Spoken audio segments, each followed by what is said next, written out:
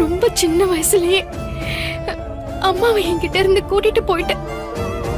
அப்புறம் அண்ணன் அம்மாவா இருந்தாங்க.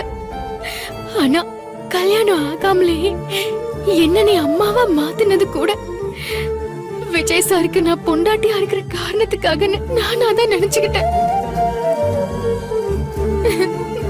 நல்ல அம்மா, நல்ல அண்ணன், நல்ல புருஷன், நல்ல குழந்தை எல்லாமே கொடுக்கிற மாதிரி கொடுத்து அத என்கிட்ட இருந்து பறிக்கிறியே ஏன்?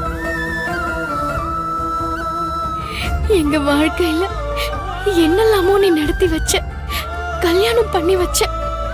அப்புறம் என் மனசுல அவர் மேல ஆசைய, அன்ப, காதல எல்லாத்தையும் வளர்த்து விட்ட. முதல்ல அவர் அதை நிராகரிச்சாரு. அவரோட சூழ்நிலை அதுன்னு நான் புரிஞ்சுக்கிட்டேன். வெண்பா கஸ்டடி கேஸுக்காக அவர் என் மேல அன்பா இருக்கிற மாதிரி இருந்தப்ப கூட அந்த அன்பு உண்மைன்னு தான் நான் நம்பினேன்.